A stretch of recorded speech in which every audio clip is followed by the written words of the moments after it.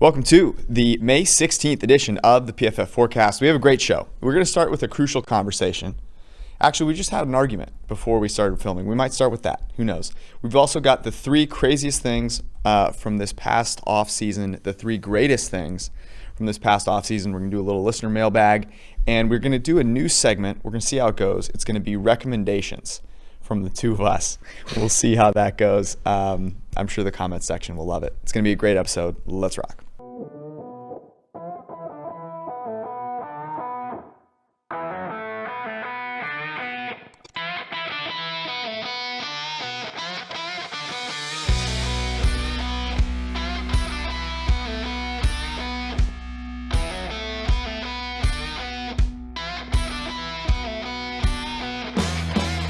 Before we get to the podcast here, a bunch of good stuff on PFF and the PFF Podcast Network. There's a bunch of really good podcasts. If you listen to this one, you will also really enjoy Ian's fantasy football podcast, Ian Hartitz. It's about that time. So you're going to want to start talking and thinking about your fantasy league. And this guy brings it in terms of a data-driven approach. You get football, you get all football. It's awesome. I personally listen to it. Also the NFL pod and the 2-for-1 drafts pod, both of them taking different lenses right now on the off season. So go check both of those out as well. And of course, get yourself a PFF subscription at pff.com to get yourself ready to go. We've got projections, strength of schedule. We've got some win total stuff up there at the win total tracker. So go check it out on pff.com. All right. We were just arguing before this, and I think it's an interesting conversation. So let's go ahead and bring it up. It started, I think, with who has the better chance to win the Super Bowl this year between the Rams and the Vikings. And you kind of spun it a little bit and said, okay, well, let's think back to the 2018 Minnesota Vikings. Aren't the Rams just like that team? Why don't you make that argument? Well, no, I tweeted out this thing that had basically like three tiers, which was like the likelihood that you are elite, the likelihood you're awful, and like somewhere in between. And there was a cluster of teams, I got to look at the figure again, that was basically, like I looked at the y-axis and I said, look, Cleveland's good now, Washington's good now, the Dolphins, Colts, Titans. These are all teams that have not been elite. Never been elite over the course. Using PFF ELO rating, right. Have not been elite. And then there's obviously the group of teams that's clear, and it's because you have a quarterback. It's Patriots, Packers, Chiefs. Broncos have been elite for about 30% of the CBA. Seahawks. But then there's teams in the middle that are all clumped in, which is like the LA Rams, the Atlanta Falcons, the Minnesota Vikings, Dallas Cowboys, Philadelphia Eagles. And I said, like, that's like the worst place to be.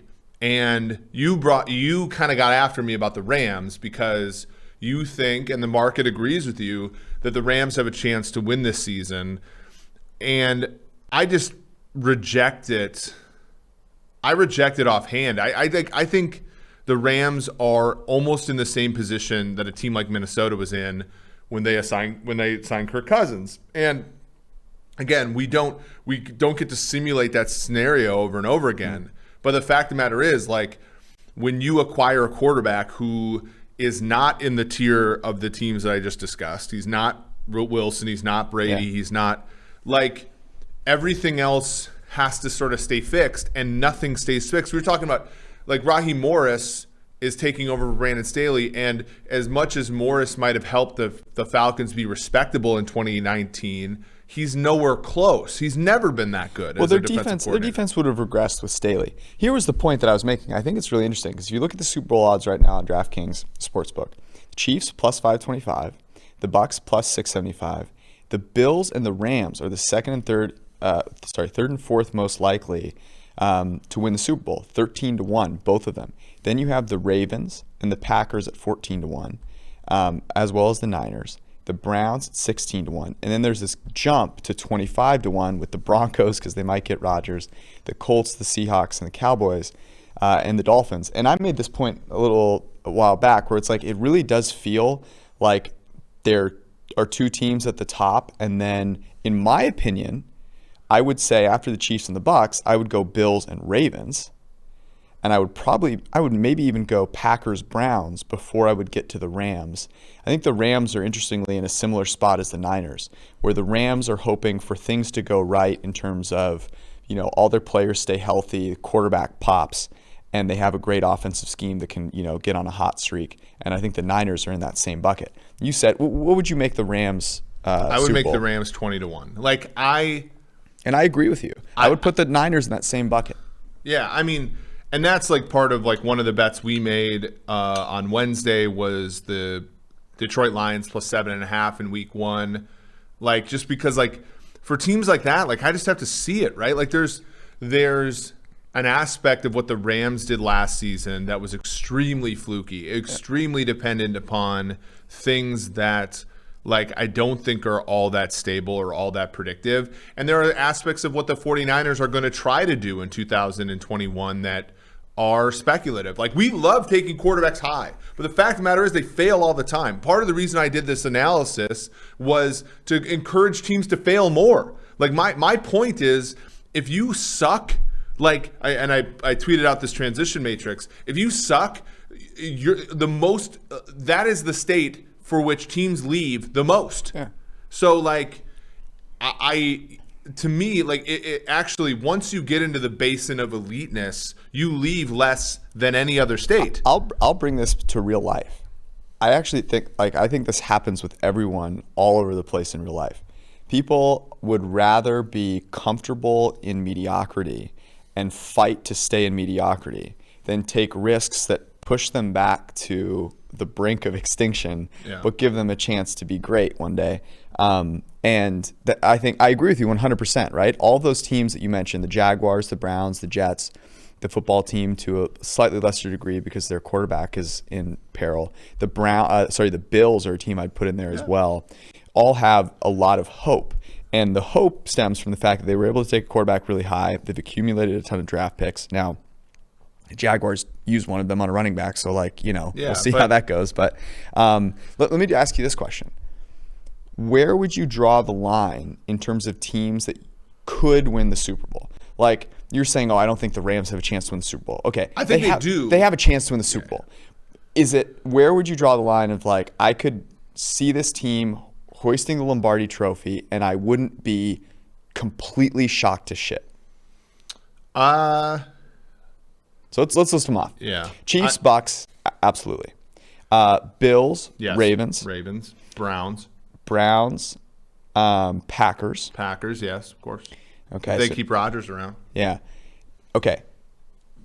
Now there's a bit of a gray area. I would say the Broncos if you get Rodgers, absolutely, right? Yeah. Well, that's the thing. So you're bringing up a good point here, which is that middle part is a bunch of unbettable team. Mm-hmm. It's sort of like when we talked about who to bet on for Offensive Rookie of the Year and MVP and all that. It's like that middle tier is not worth betting at all because the people are pushing them to the up exactly. to make their middle. I would tier. rather look after the teams you're describing, and I'd even think about the Niners, but the 14-1 is not nearly enough of a payoff for me to bet it. After that, I'm going all the way to the bottom, and I'm looking at Raiders. I like you're talking about betting. Exactly. Yeah. If I'm betting to win the Super Bowl,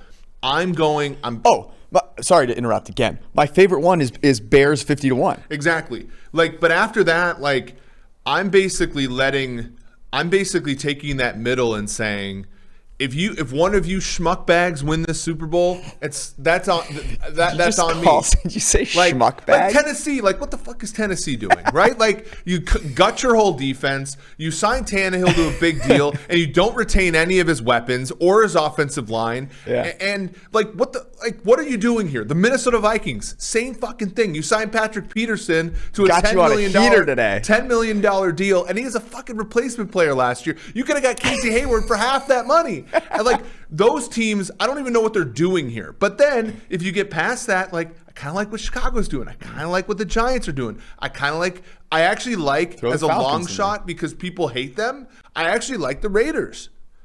Derek Carr was the 7th most valuable player in the NFL last year, and everybody's overlooking him. To me, that's the problem with the Rams. That's the peril with the Rams is like you're making a gamble. And this was, I think it was Kevin Cole who tweeted this out about Sam Darnold, but I think the analysis sort of holds for Stafford too.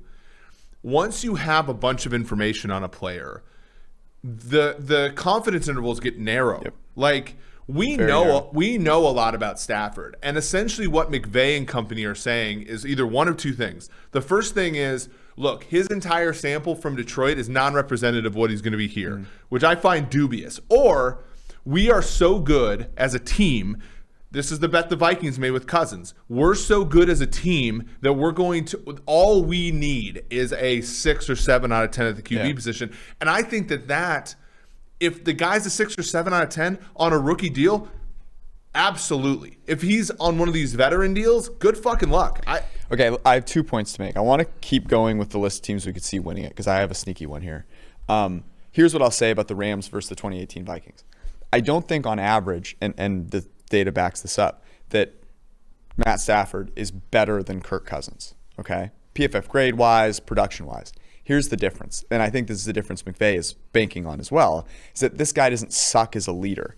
And if they're in the playoffs, he won't crumble. He could rise to the occasion and be his best. Now, his best might still be the 7th best quarterback in the NFL, but that's better than what Goff was getting to in the playoffs, right? Okay, the other thing I'll say about that is Matt Stafford is probably like if you got the positively graded throw rate part of him, right? And you look at it and you go, this guy can make those throws when they're available. And he's never had, remember past couple of years, right? When they went to a heavy play action offense, he was top 5 in positively graded throws every year. You go, okay, my offense is going to give him more of those opportunities. I know he can make those.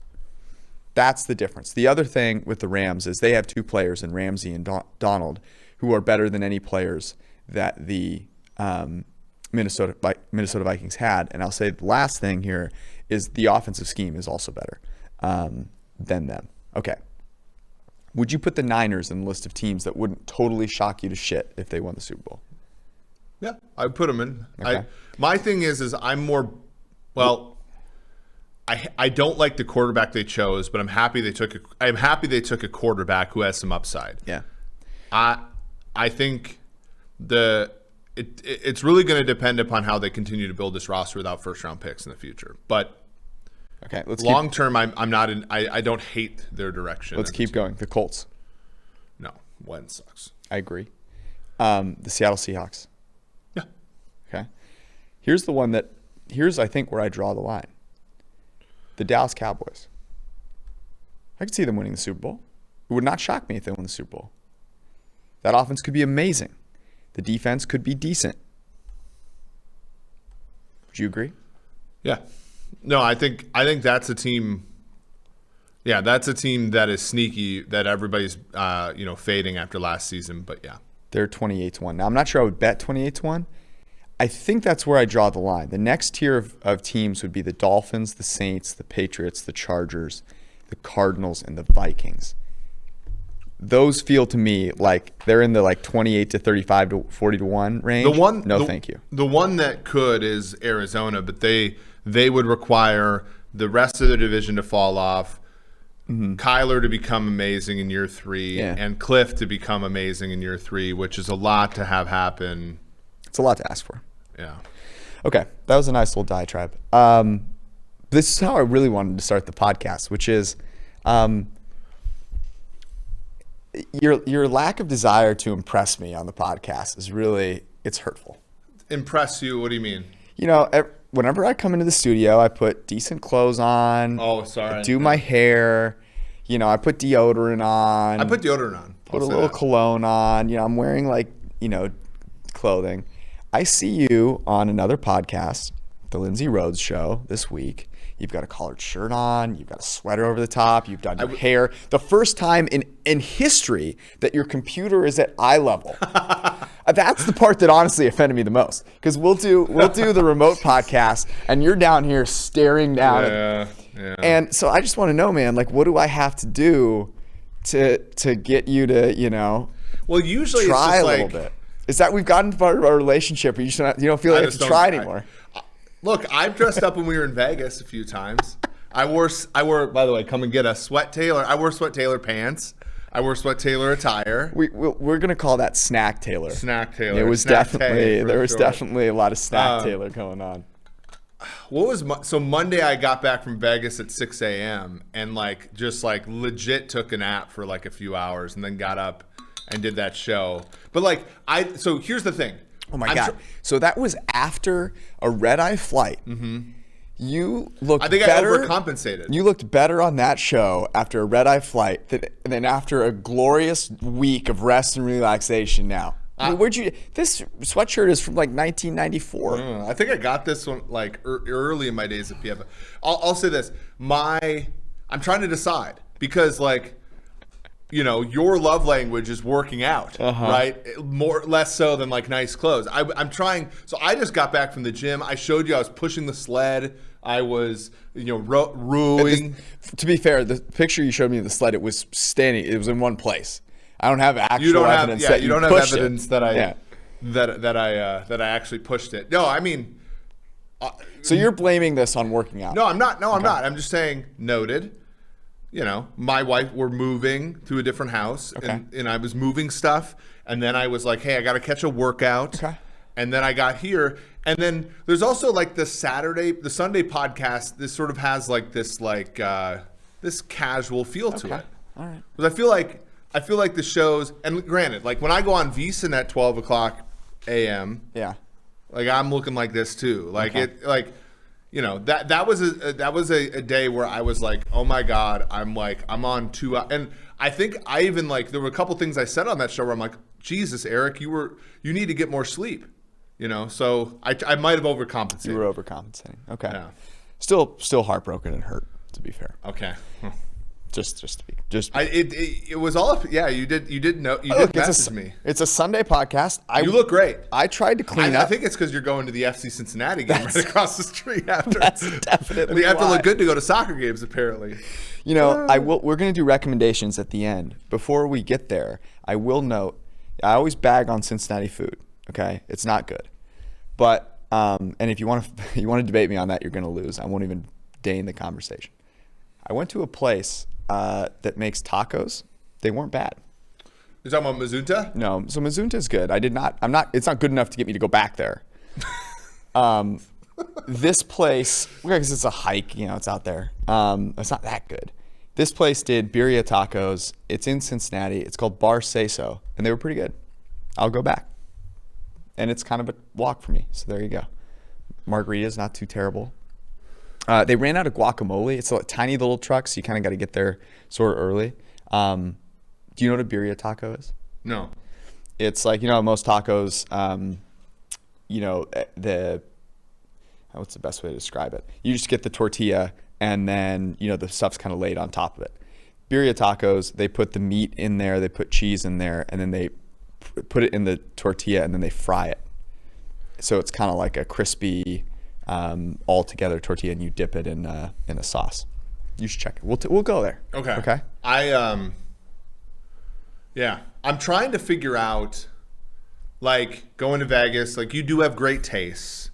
In-N-Out Burger, I feel like was good when we had it. You, by the way, the funniest thing in Vegas was them denying you access to a blackjack table because your ID was expired, and you went. And this is how I know you have comfort food, because you went immediately to In-N-Out Burger, while we donked a few $100s at the table and then went and walked. But it was good. My thing with In-N-Out Burger is I feel like there's this secret menu that us normies don't have access to, and so then I don't always feel whereas Momofuku, it's good no matter what. You order straight off the menu. Whereas I feel with In-N-Out, it has to. It is. There's a little bit of secretiveness to get the most value. I agree. If I don't get animal style and add chopped chilies to my burger, it's not even edible. By the way, Momofuku, best things I had there. If you're in Vegas, go to Momofuku. It's at the Cosmo. The uni pasta, absolutely sensational. the steak, sensational. Pork buns, awesome. All the ramens are very good. And they had a candied prawns and lobster on there that it was kind of expensive, but it feeds like 3 people. So I'd get those. Okay, people are tired now. There's going to be a little comment there that says like 12 to 15, don't listen because the guys don't talk about football. We'll get back to football. Craziest stories. We're going to do our 3 craziest stories from the off season. You can go first. Okay. I actually think that this has become – I don't think we appreciated how crazy this was upon first blush. The Jaguars signing Urban Meyer to be their head coach has to be thought of as one of the crazier ones. Yeah, I mean, it's nuts. What's the thing? Because I always try and imagine the interviews with the owner. What do you think it was about Urban Meyer where Shad Khan was like, this is the guy I need? I think it was just different. Like, I think it was just something different, right? And the interesting thing here, I wrote about this, going back to the whole, do you want to be elite? Do you want to be not elite? Like, one thing about the Jaguars have spent the most time being bad over the last decade as any team.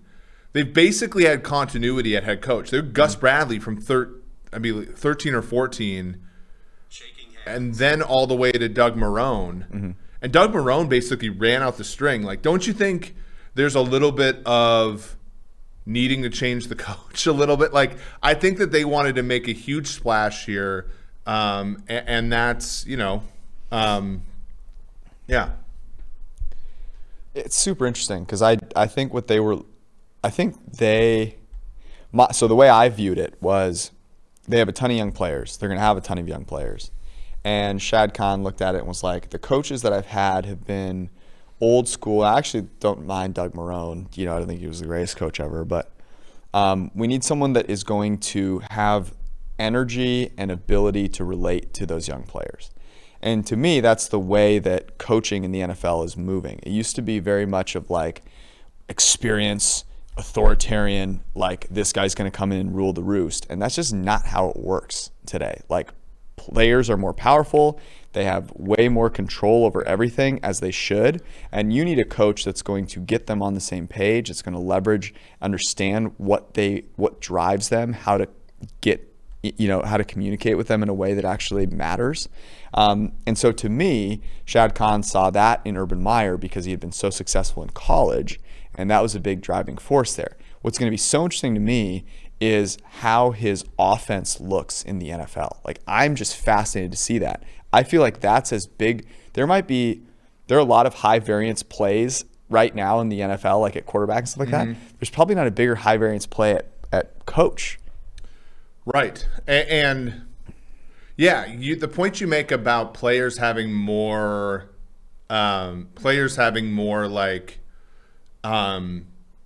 power is essentially like makes this hire. Maybe it depends, right? Because like Pete Carroll came from college, and from all accounts, he's a great coach for players. Like, he's a player's coach. People like him. Yep. People want to go there and play for him.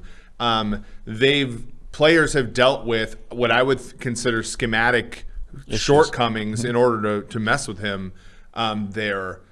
Would Meyer do that? Because I do think there's some legit aspects of what the Jaguars are doing. Like, I think Darrell Bevel's a legit offensive coordinator.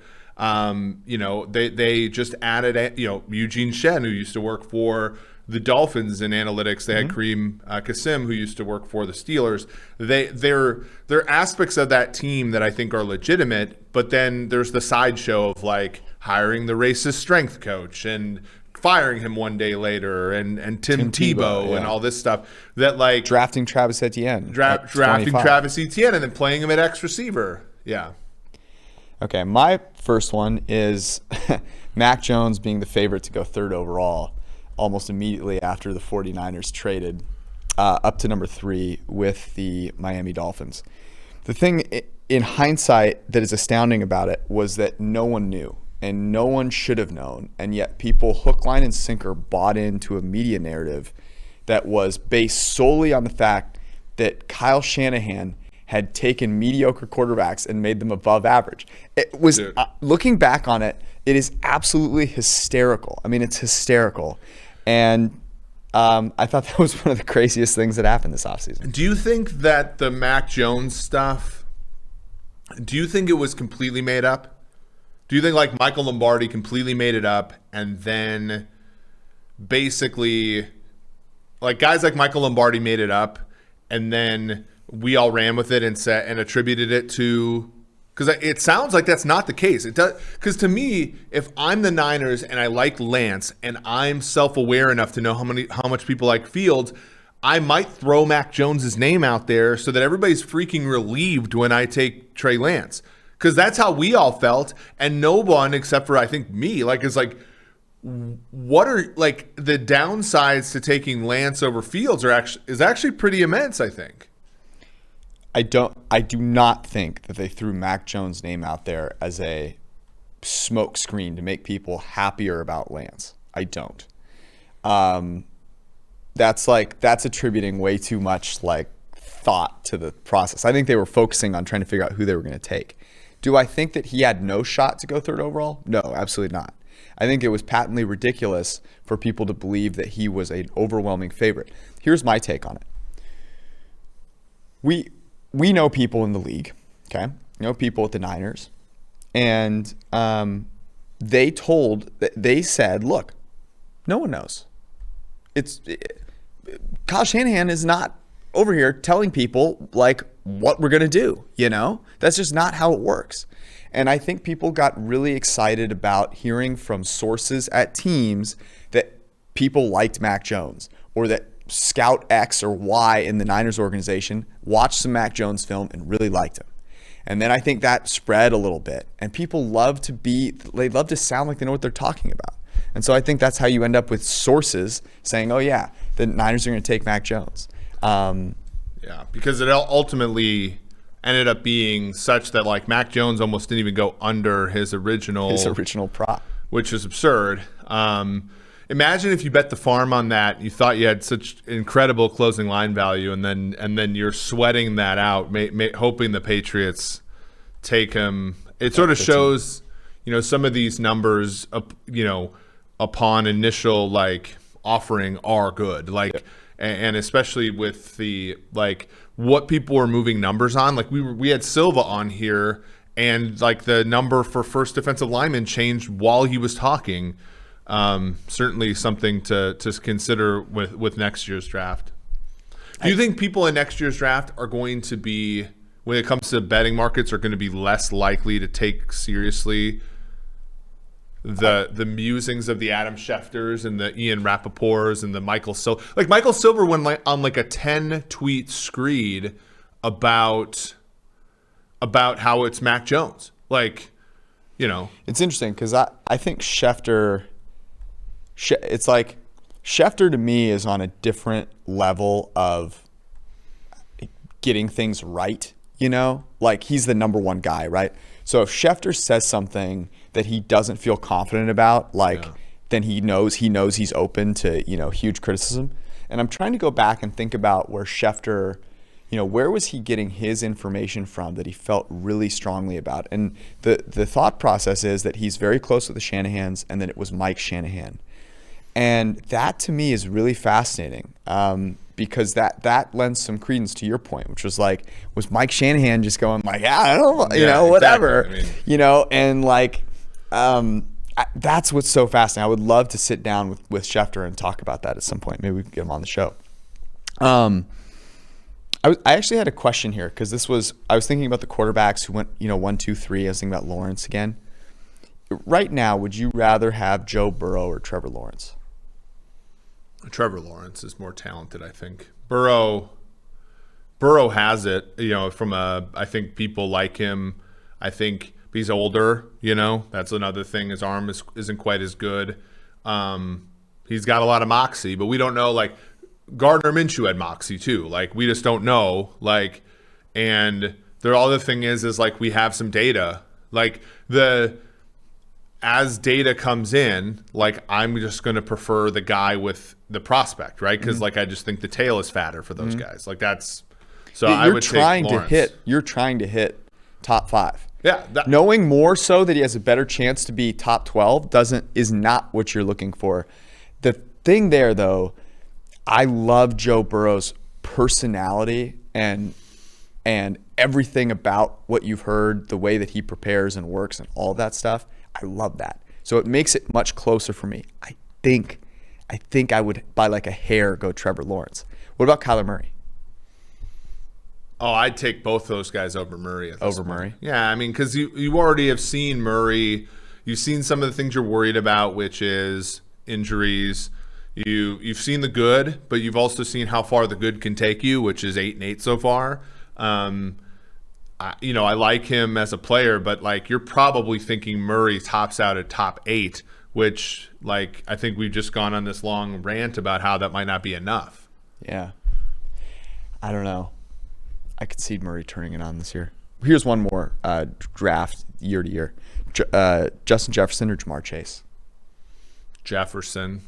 Really? Yeah, Jefferson already a 1,400-yard receiver. Like Chase, plus there's the bust rate for wide receiver, and the fact of the matter is, like, wide receiver's different than quarterback. Like I need my like Jefferson's I'm fairly confident he's going to be a top. He's going to be an 8 out of 10, which, like, I want my quarterback to be 9 or 10 out of 10. My wide receiver, like, I need him to just be, like, solid or better. We don't even know that Chase is going to be solid, and we don't need him to be a 10 to have success, right? It's a different position. Like, I'm willing to sort of, pull in my chips after I know that this thing's won more quickly with wide receiver. I'm going to take Jamar Chase, and the reason I'm going to do that is, it might not perform as well this year, but that will be because he's the number one guy, and Justin Jefferson got to in an offense that had a wonderful play action scheme, and Adam Thielen got to benefit from that. I love Jamar Chase. Thielen got 13 touchdowns last year on the other side of that arrangement. Okay, we're moving really quickly as we normally do. Your next crazy story. I think it's crazy that the Philadelphia Eagles fired Doug Peterson. Of all of the issues in Philadelphia, I felt that Peterson was the least among these. And I thought it was like he went along with the tank in week 17. I thought dealt with the Carson Wentz thing relatively pragmatically. From all accounts, he did a good job of like listening to the going for it on fourth down. Mm-hmm. Like I don't think he was a great play caller, but I don't think he was awful. Mm-hmm. And like they didn't hire somebody better than him. So like to me, that was a really strange story. I don't disagree with you. I actually almost put down hiring Nick Sirianni as one of mine. That talk about interviews where you go like, what made you hire this person? Mm-hmm. And the only thing I can think of is they're like trying to burn and churn, mm-hmm. and they're like, hey, we got to get someone in here. Let's give him a chance. And they're like a high variance guy. But like, man, I would have offered Joe. I mean, I can't imagine Joe Brady would have interviewed worse. Maybe he didn't want the job, but I thought that was nuts. My next one, and I think this is fucking crazy, so I'm putting it in here. The Deshaun Watson stuff. Mm-hmm. The timeline for the story. The Texans were an absolute travesty of an organization last year. Coach leaves, owner and Easter Bunny and all this stuff is a disaster. Deshaun Watson overcomes, plays amazingly well, top 4 graded quarterback, despite everything else. J.J. Watt leaves. Deshaun Watson says he wants out, and everyone is on the Deshaun Watson side. Where Deshaun Watson was going to go, who was going to trade for him, was the number one topic of conversation for so long. And then it turns out he's been DMing like 70-plus massage therapists over the past, over the quarantine, and has been, doing things. That's the thing. That's the other thing about this that's absurd is the public health issue associated with, like, it's mind-boggling. It's mind-boggling. All while publicly having a relationship with his girlfriend or ex-girlfriend now, I believe, who by all accounts seems like a really cool girl. They have this public relationship. He's doing all these great things for everyone. He's having an amazing season. It turns out that all along he's been asking massage therapists 70 plus to do things that they did not sign up to do. And that crazy 180, I mean, it blows my mind. And now it seems like there's a chance that he's going to get off, and no pun intended, and is going to have a chance to play in the NFL again. And I actually just saw Peter King say, our friend Peter King, he thinks the Eagles could be a team to trade for him.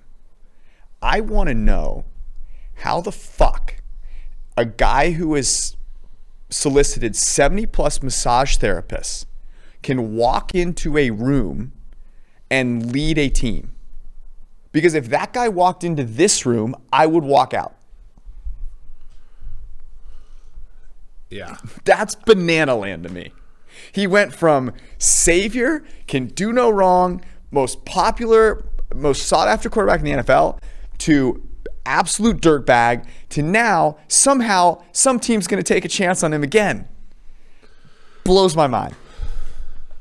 And that's my second crazy story. Yeah, there's really no good answer to this, right? Like he went from being the most valuable available asset in the entire NFL to a situation where like it doesn't make sense for any team because of his actions. I believe the accusers, and I think, you know, and like it's a probabilistic problem for me. At one accuser, like I'll still probably like my priors to believe, but 1 minus the probability that they're all lying is probably a pretty like it's the birthday problem. It's the birthday problem. At least like the probability of the or is pretty fucking big. So like, by the way, the birthday problem, for those that don't know what we're talking about, is what number of people do you need in a room to feel confident that 2 of them or more will have the same birthday? And right, it's over 50%. Yeah. And everyone's like, you know, you can't like, what? The key is that the birthday isn't specified. So like, we don't know which of the, assuming only one of them has to be right. Yeah. Only one of them has to be right for him to be a bad, you know, for this to be bad. And I'll just say this. Let's say they were all lying. Soliciting 70 plus massage therapists on Instagram via DM is just bad judgment. Absolutely damning, in my opinion. There's a judgment issue that makes you wonder about paying this person that much money, in addition to how much you have to give up to acquire him. Just bringing them into your organization. Well, especially during a pandemic, which we know that there's obviously an issue there. Okay, moving on. Aaron Rodgers wanting out of Green Bay, to me, like, and I'll out. One of our mutual friends, Luke Stanky, messaged me months ago saying the Aaron Rodgers thing is not over. And I said, and that's why I remember I messaged you. I'm like, what if the Jets traded the second pick for him? And you're like, oh, you know, that'd be amazing, but it's not going to happen. Blah blah blah. Mm-hmm. And then we get here on draft day. We're like, was it the morning of the draft day where we're all like rehearsing? And I shout out like we were walking back, our conversation walking back from. I shout out and Chris is like, "You're nuts! Like this is crazy." And then obviously there's some legs to it. We're gonna have Aaron Nagler on, I think Wednesday, to discuss the Packers. It's crazy, but look, like the seeds were planted last year at this time. Like you can't. Out of one side of my mouth, they say draft quarterbacks, draft quarterbacks, draft quarterbacks.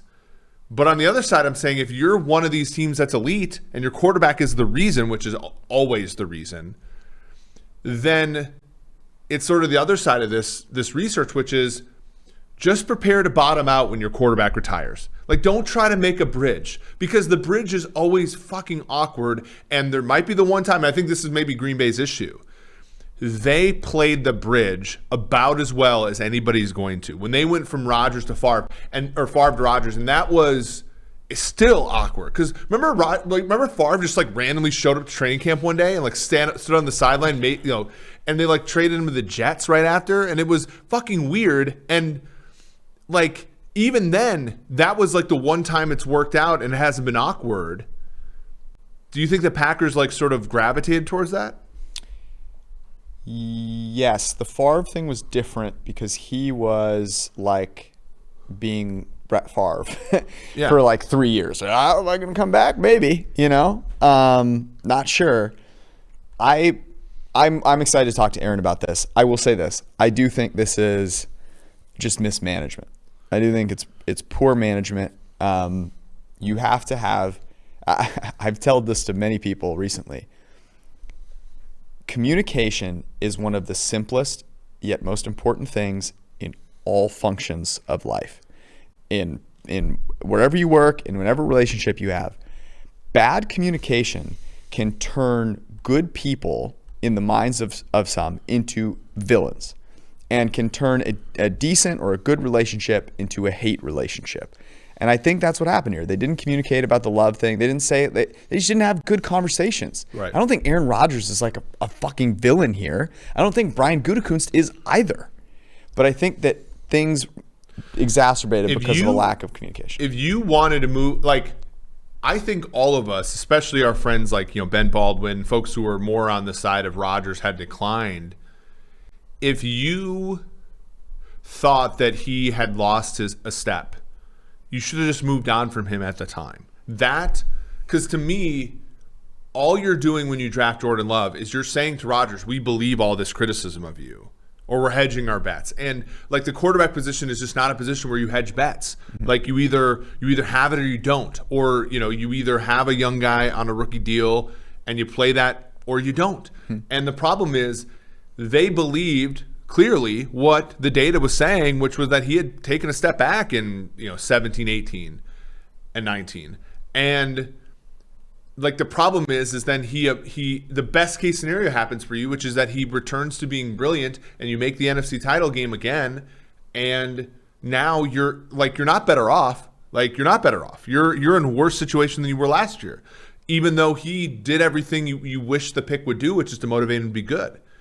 Like, if you're going to move on from your quarterback, move on from your quarterback. And that's the other thing. Like, that might be the issue here with, like, the Garoppolo thing. I don't think Garoppolo is going to be great, but the Niners should just move on from him. Like, at this point in time. You mean cut him? Or trade. I mean, but yeah, cut him is probably what you have to do, right? Yeah. Because what if Garoppolo plays. Like, it's San Diego, and this is different because this was pre-CBA, but, like, when San Diego got Rivers and then Drew Brees decided to become a Pro Bowl quarterback, well, then you have 2 years of Phillip Rivers. You're in year 3, and luckily for them, he worked out. But you're in year 3 without knowing a damn thing about the guy. Yeah, that's fair. My last one is I'm going to keep this very, very short. Teams are still drafting running backs in round 1. 2021, this past year, Najee Harris, Steelers at 24, Travis Etienne to the Jags, next pick at 25. I'm going to go through these.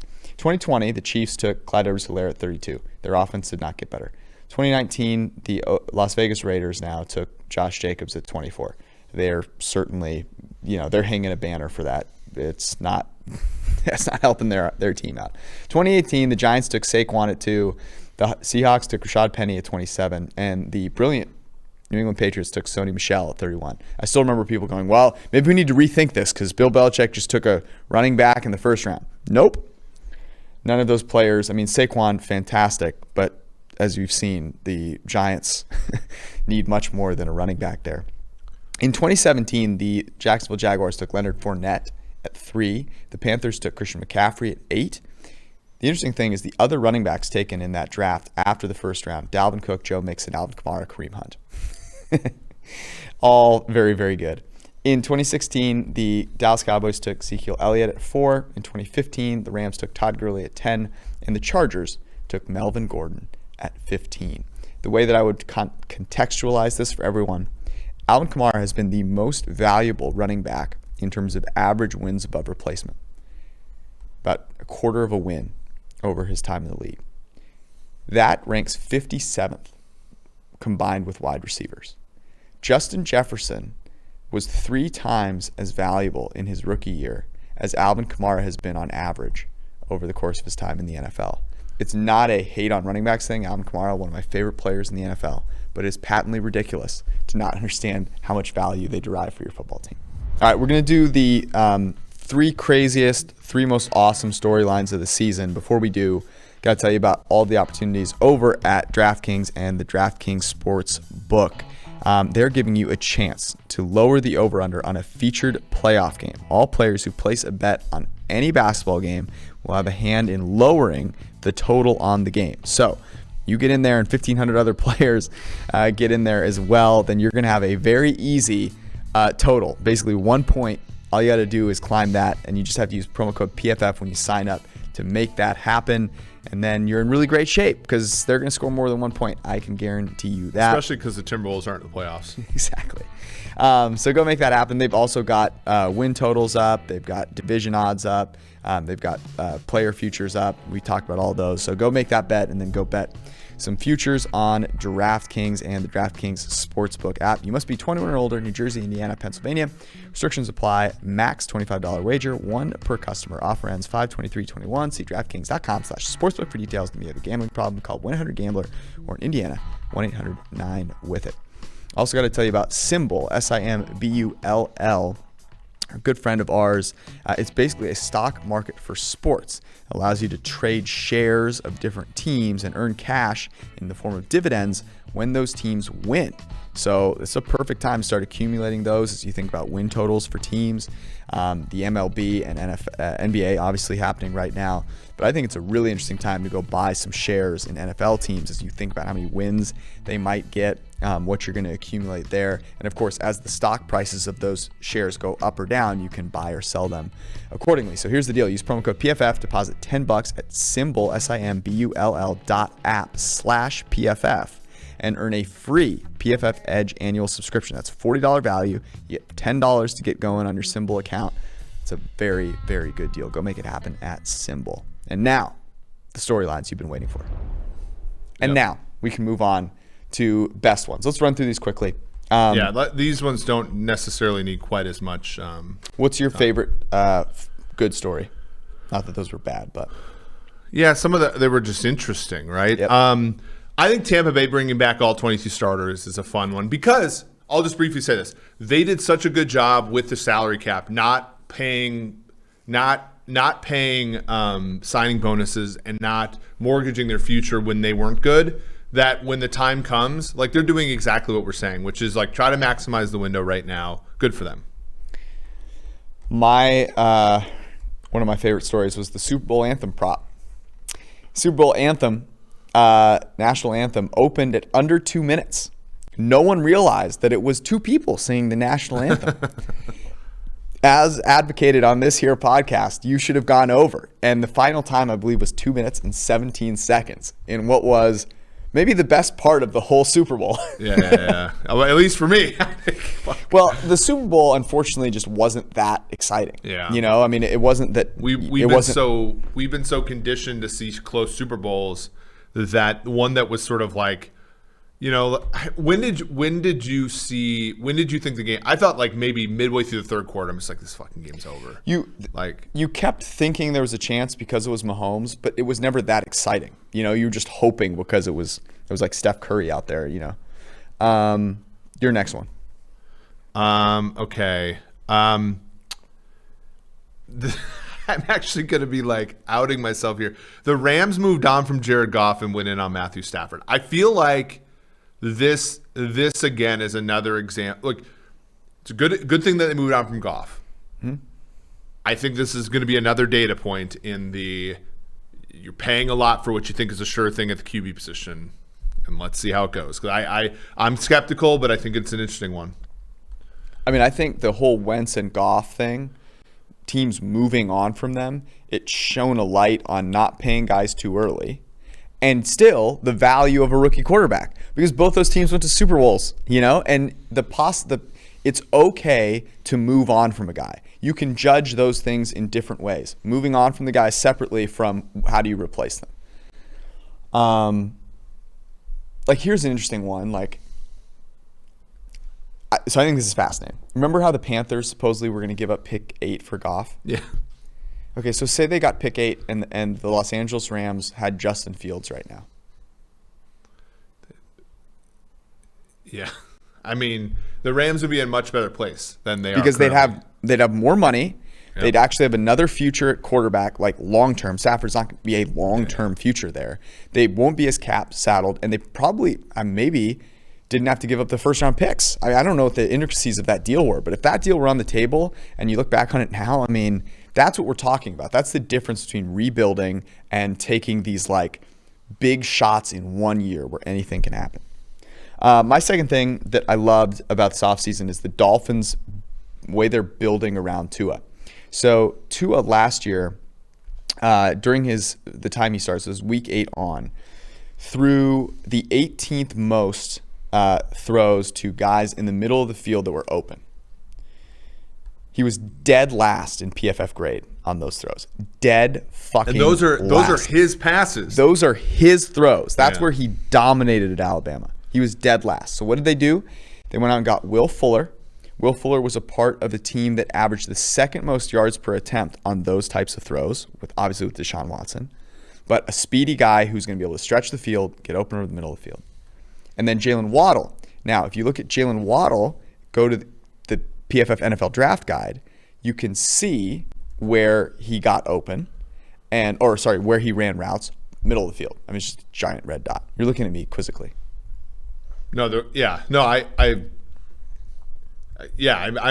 stunned at that statistic actually. That Tua was terrible where he was good at Alabama. Yeah, it was atrocious. It shocked me too. I was looking at the data point just to see how frequently he threw there and saw that it was 18th, and then I noticed that his grade was garbage. And I was like, oh shit. Throwing to open players over the middle of the field is a place where people should be good. Yeah. And he was not. So I love that.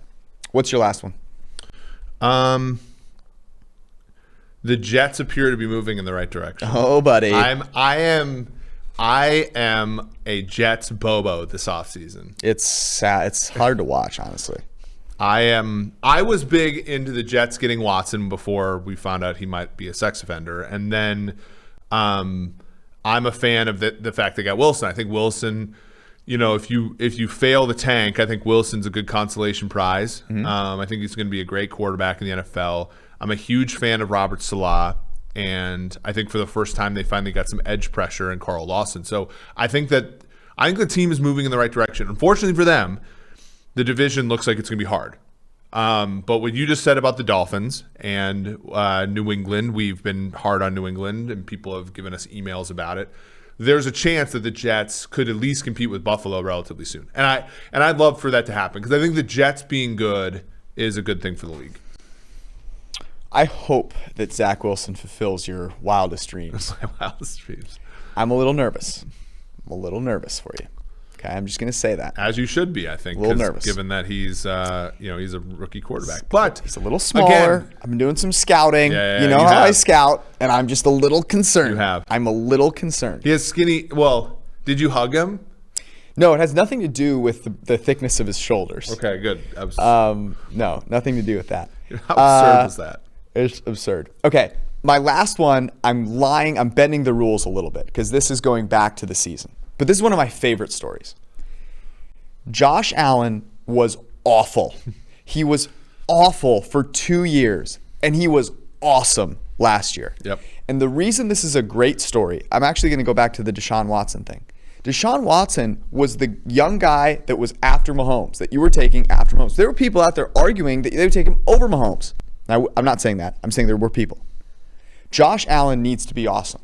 He needs to be awesome for the NFL because it's Mahomes, and then the next two guys are Brady and Rodgers, and they're getting older. Yeah. Josh Allen needs to be great, and if he's great, it's going to be a really fun year. Because otherwise, you're depending upon like Baker Mayfield. You need Baker, you need Lawrence, Dak. You need Kyler, Dak, like a lot of guys who have not yet touched that level. Josh Allen got there, and I have some stats that really make me happy. 2018 to 2019, his first 2 years in the league, lowest graded quarterback from a clean pocket. In 2020, he was third in PFF passing grade from a clean pocket. In his first 2 years, he had the third highest rate of uncatchable throws on passes that traveled 10 or more yards downfield. In 2020, he had the seventh lowest uncatchable rate. So he went from third worst to seventh best on those throws. And that may not be astounding, but that's a huge, huge change for a guy that was wildly erratic. And he makes so many plays with his legs. He extends plays. He's so fun to watch. I really hope that there's a few concerning things. He still had the second most turnover-worthy plays last year. Mahomes had a bunch too, so it's not that concerning. But God, I hope this continues. It would be great for the league, and Buffalo is a great fan base, and they deserve it'd be so sweet. I'll say this, I love the way that the Bills brought in Emmanuel Sanders this year. And Cole Beasley coming back. Literally, John Brown wasn't even that big of a weakness last year, and they said, "Look, we need elite players at that position," and they went for it. So good for them, and they did a good job, I think, on defense of shoring up some things that they were bad at last year, which was one of them was like rushing the pass or stopping the run, all that kind of stuff. So I like that. I like that answer quite a bit. Thank you. I was really proud of it, and I was excited to share it. Okay. We have a couple mailbag questions. Ooh. First one here. I can't remember this guy's name. He DM'd me this because he said it wasn't working. So I'm going to pull up his name here because I feel bad not giving credit where credit is due. Jesse P. Writes and says, "Hey guys, love the pod. I often stay up till 2 a.m. as a UK listener to watch it." He watches us. Despite the fact that you don't dress up for the podcast, he still watches it. Incredible. Always very funny, and give unique, sharp takes on the sport. Hope you guys had a great time in Vegas. Oh, we thrived. It was fantastic. Yeah, some of us. In fact, my recommendation for today is going to be based on Las Vegas. Nice. You're welcome. Yep. My question is, at what point do we see Fields fall past Carolina, past Denver, before we start to question whether there's a good reason he fell that we don't know about, e.g. if he had bad processing that really showed up, something that really showed up in his interviews.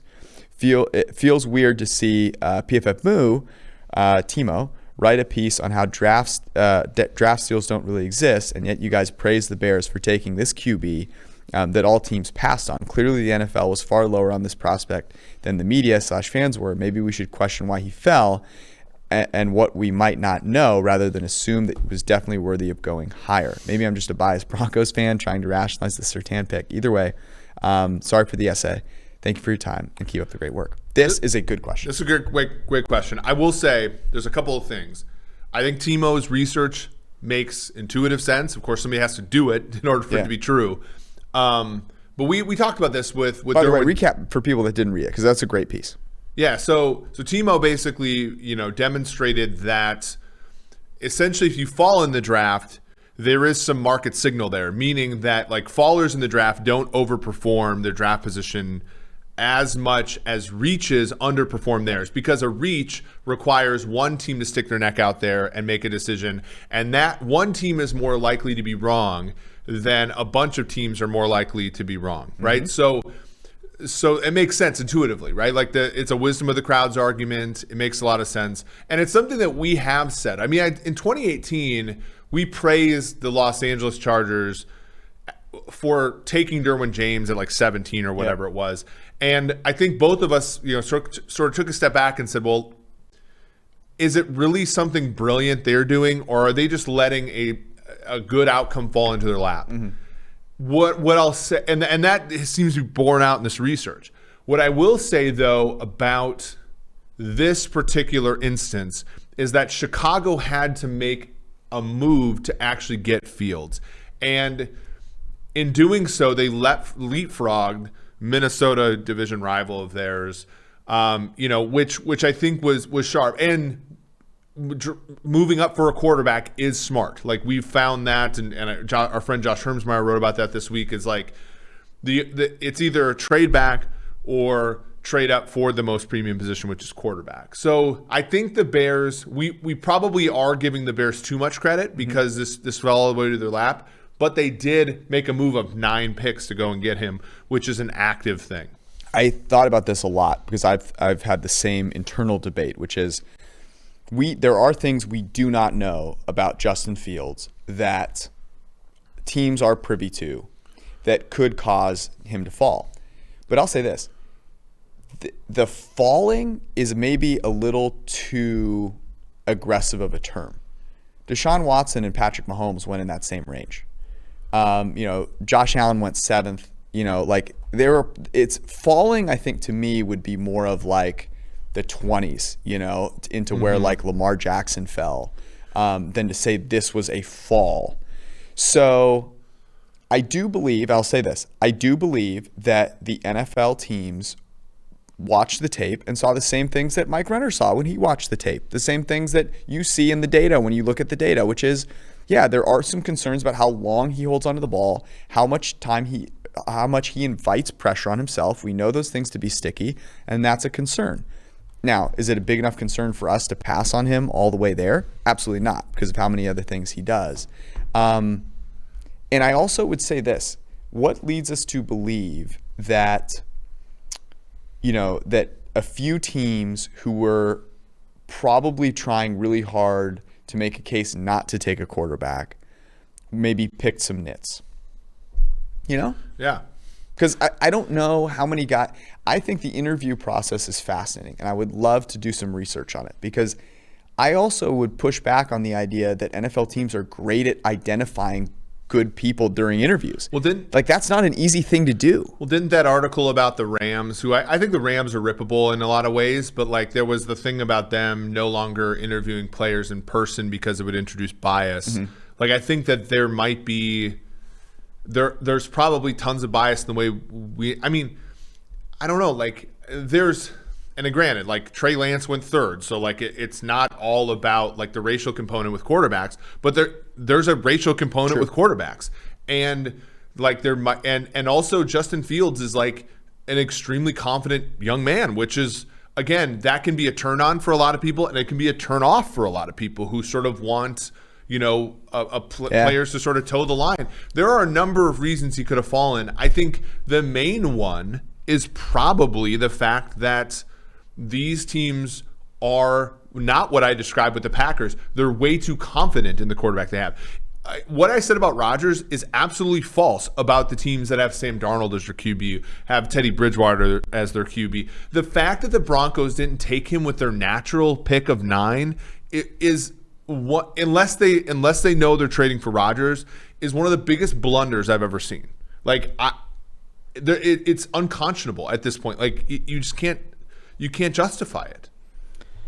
Next question is a double question from listener Mitchell Davis, who I know is an avid listener because he's always commenting. I respect it. I appreciate it.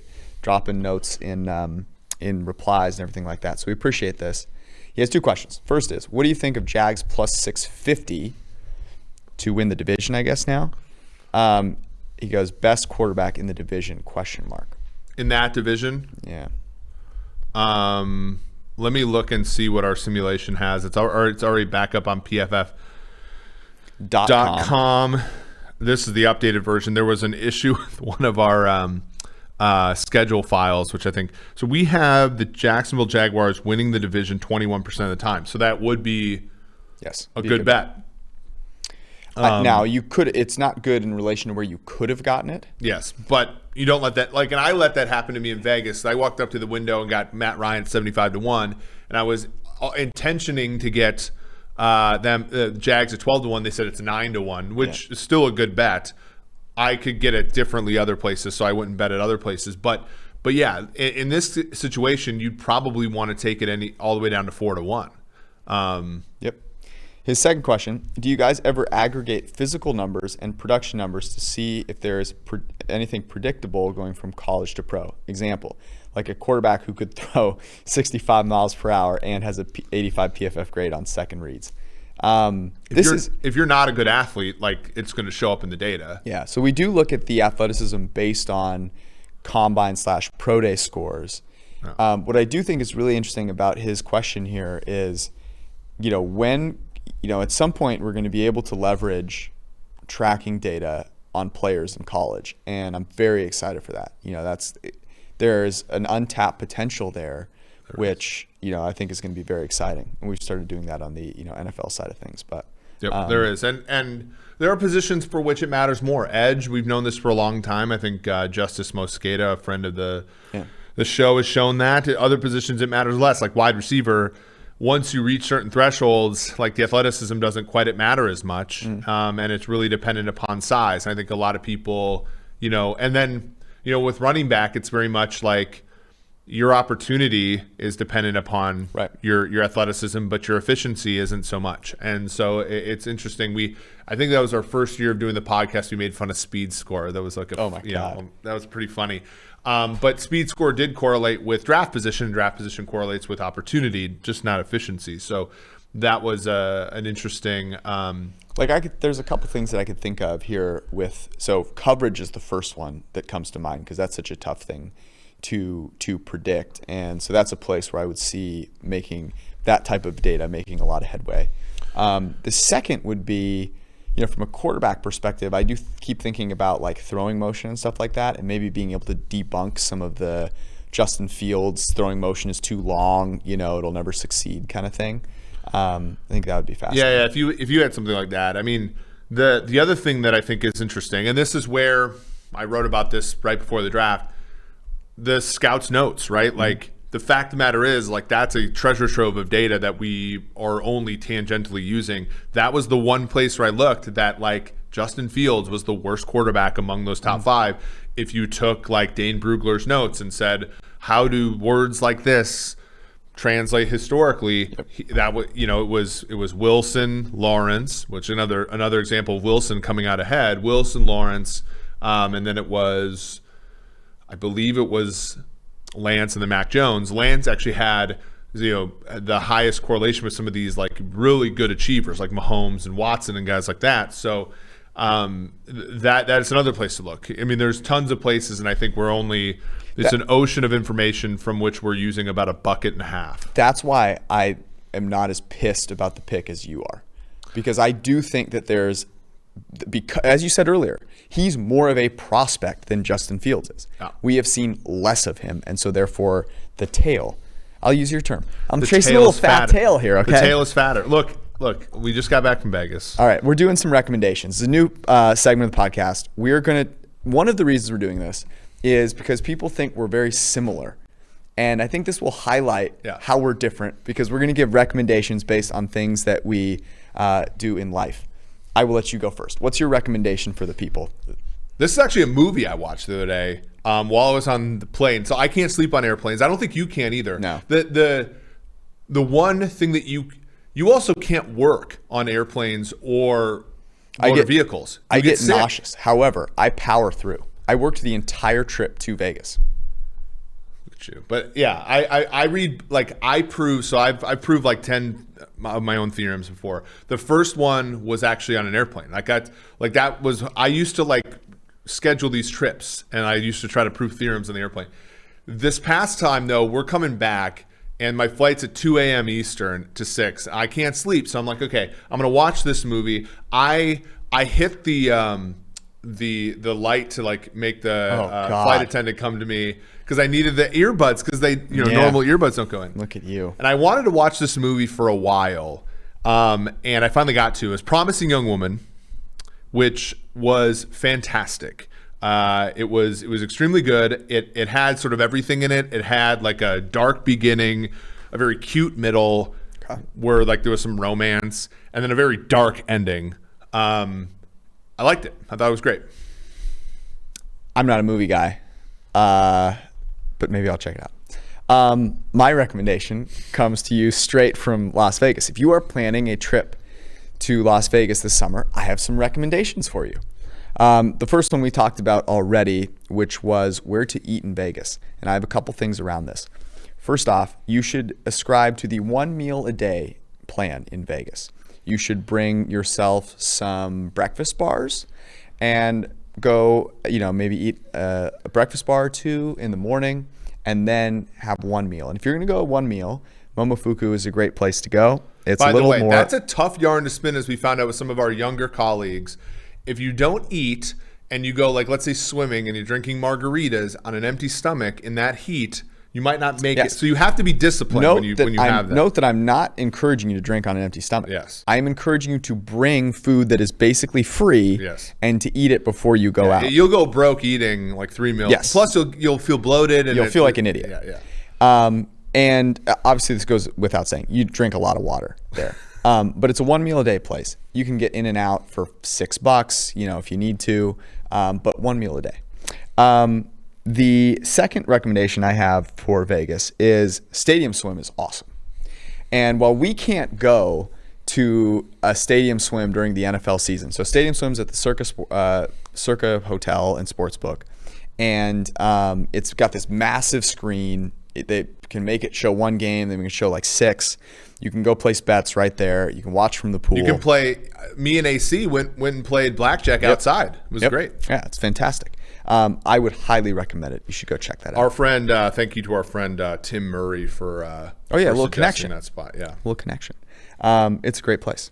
Those are my 2 recommendations on Vegas. If you want more, you let me know. I might be back in like a month. I mean, who knows? You never know. If they have studio space, come and get us. Holler at us. That was our show. We'll be back on Wednesday. Aaron Nagler and the NFC North. Love you guys. Peace.